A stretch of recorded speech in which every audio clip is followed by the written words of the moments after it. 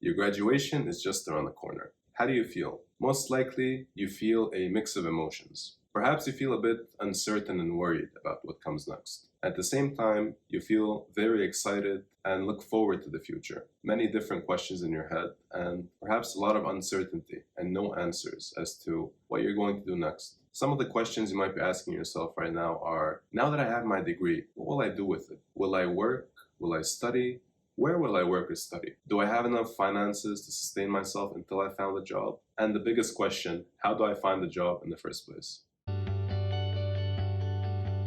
I graduated Georgetown University in 2012, and I'm here to tell you that no matter what you're going through right now, no matter how many questions you have in your head, and no matter how many answers you don't have at the moment, I'll share my experience with you today, and hopefully it will help you get through this uncertain period of your life. One thing I can tell you is that there will come a time in your life, maybe a year, 2, 3 years from now, where you look back at this period and realize that everything worked out despite it not looking that way at all at the time. I got through it, many people have gotten through it, and you will too. And today I'd like to share my own experience and help you get through this period as well. Let me tell you something. Every single person on this planet goes through this stage of their life. And nobody, and I mean nobody, really knows what they're going to do next or how their life will look like in the next few years. Yes, even your top classmates with the best grades at the university, even they don't know what they're doing. The very first thing that will help you get through this period of your life is the realization that all this period of uncertainty that you're feeling right now,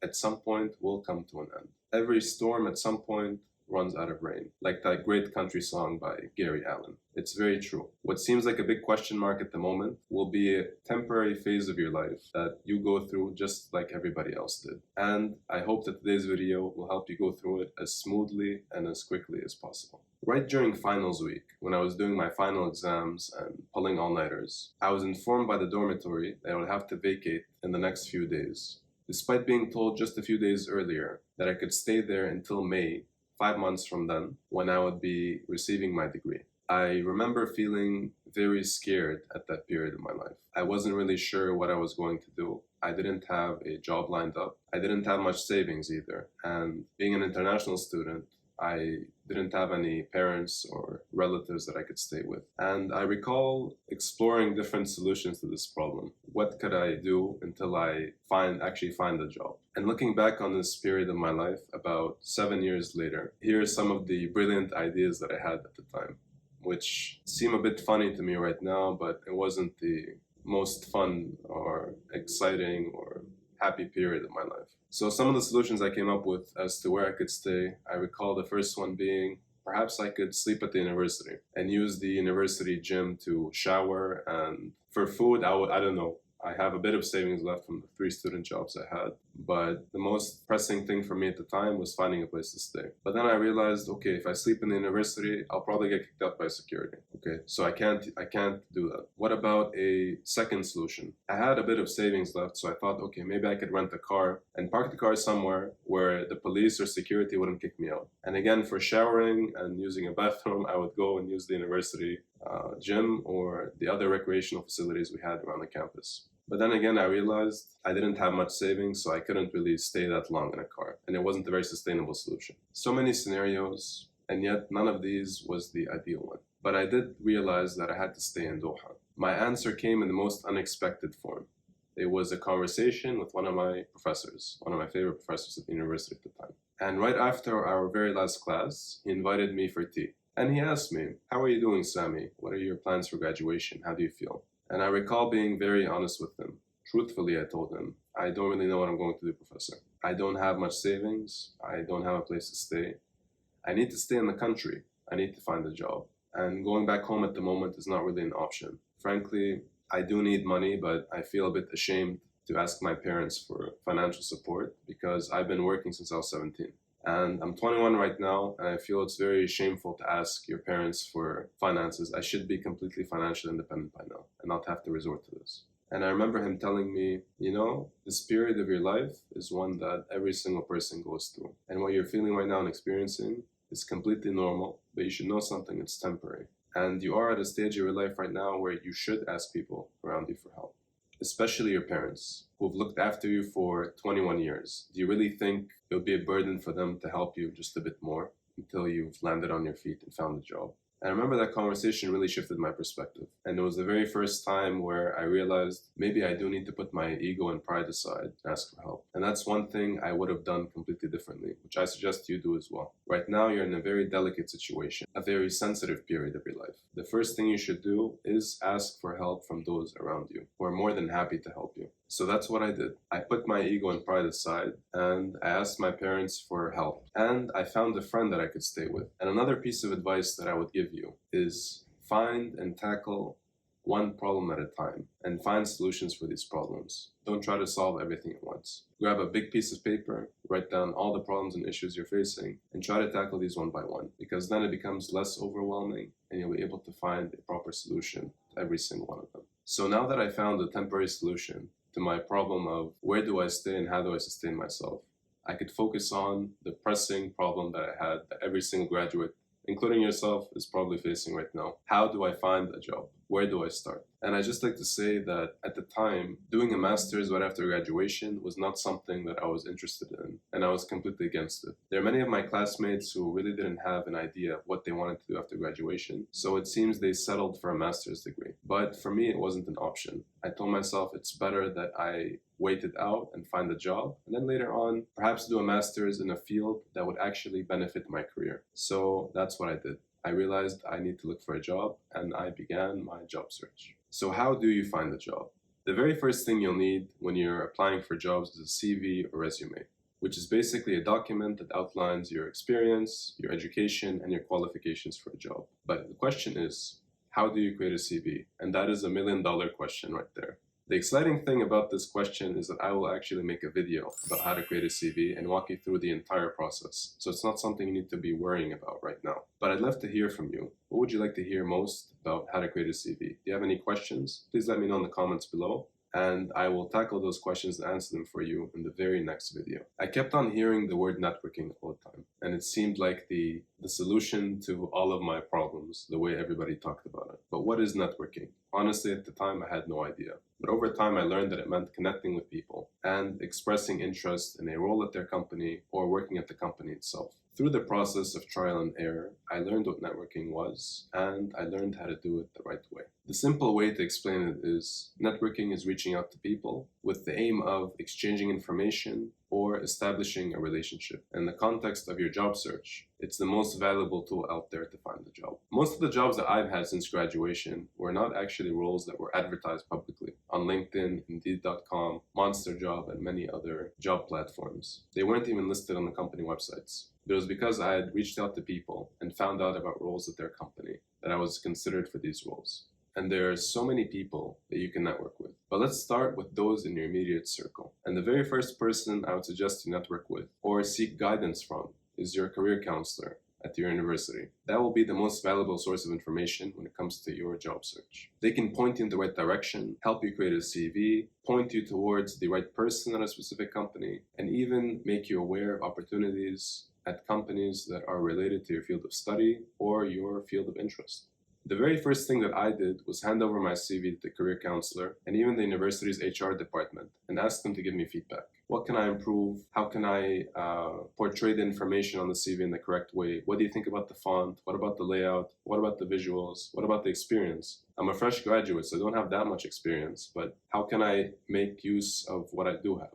I would also hand my CV to anybody willing and not willing to listen to me. So I began circulating my CV all over the place and telling people, hey, look, I'm a fresh graduate. This is the experience I have, and I'm looking for a job. Do you know of any roles? And I remember talking to so many different people. I'm sure I annoyed some people at the time, but don't worry about that, because this is a stage that everybody goes through, and it's the only way you can actually find a job is by talking to people. And I recall this period being a very tough one. I would send tons of different emails and LinkedIn messages, and many people wouldn't even bother answering me. And to the ones that did answer me, I just ended up receiving rejection emails along with the radio silence, but a lot of rejection emails where I never really understood why I hadn't been hired or what those reasons were. They were emails filled with corporate mumbo jumbo and lingo that was so cliche but didn't mean anything at all.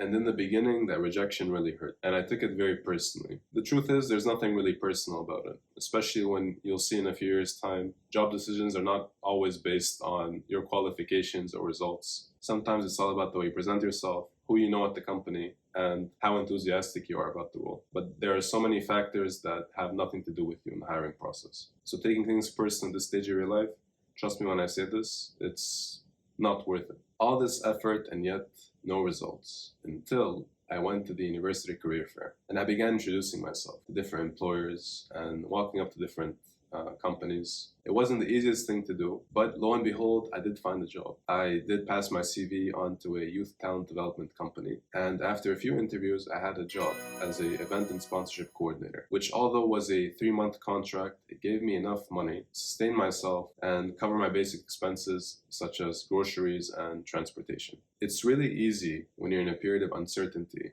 to turn negative, especially when those around you are. But one thing that kept me really focused and positive and enthusiastic, despite the rejections and despite the difficulties and despite the low salary I had, was filling myself with positive and inspiring sources of information. So every single day I would listen to Grant Cardone and Les Brown, and they really kept me focused on the ultimate goal, which was to find a job. I recall so many of my classmates around me, my graduating class, being so negative about the situation and always complaining about how there were no jobs, how the economy was so bad, how nobody would hire fresh graduates because we didn't have any experience. And I even recall a conversation I had with one of my friends from university at the time, and he was so negative and spewing all his negativity about the economy and the lack of jobs and how companies don't have budgets to hire people. And I recall telling him, me and you have moved as international students thousands of kilometers away from our loved ones and our families, in an environment that's completely different from our own. We didn't come here to play around. We came here to make something out of ourselves. Being negative is not a luxury that we have, because we have our families relying on us back home. And they didn't send us there so we can lose. They sent us here so we can win. So keep your head in the game, keep your head up, stay focused, and stop with the negativity. It's not going to help you find a job. I refused to be negative, not because it was the easiest thing for me to do, but because I had to survive somehow. And being negative would not do anything to aid my survival or find a job or help my finances. It would just make things worse for me. Another thing that kept me grounded and positive was having a consistent workout plan. And one thing I tried, which was on bodybuilding.com, was the squat everyday bodybuilding program. So it is exactly what it sounds like. You go to the gym and you squat every single day. And I really had no excuse not to do so because I was unemployed. What else was I doing with my time? And during this period of my life, I learned some very valuable lessons from the job that I had at the time. And although it was a 3-month job, I learned some very valuable lessons, which were never take anything personally. It taught me also how to deal with some difficult and not so pleasant or respect for polite people. And half the time when you are approaching people,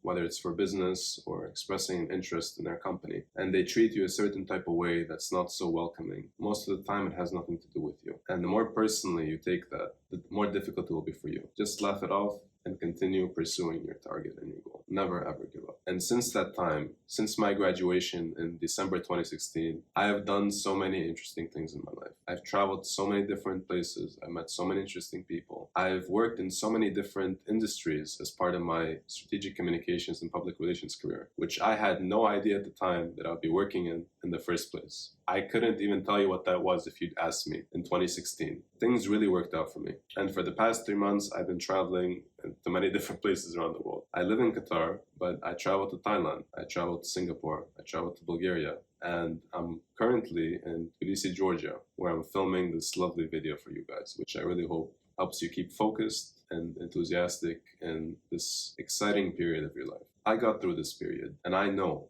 you will too. And if you have any specific questions you'd like to ask me, or something that you'd like me to expand upon that I spoke about in the video, please do let me know in the comments below, and I will do my best, absolute best to help you. Thank you so much for watching this video, and I really hope it proved valuable and helpful for you, and makes navigating this transition of your life more smoothly and easily. No matter what's happening right now or how it feels, just know that you will get through this and this period of your life will pass. And a year from now, I would love for you to comment below on this video and tell me, you know what, Sammy, you were right. Everything did work out. And this is where I'm working right now. This is where I'm doing a master's, and things like this just make me really happy that people find value in this video. which I hope you found today. Thank you once again, and please subscribe to the channel. There'll be some many interesting videos, like the one I talked to you about earlier, the $1 million question. How do I find a job and how do I make a CV? And there'll be many other career-related topics, which I hope will help you navigate this period more smoothly. Thank you once again.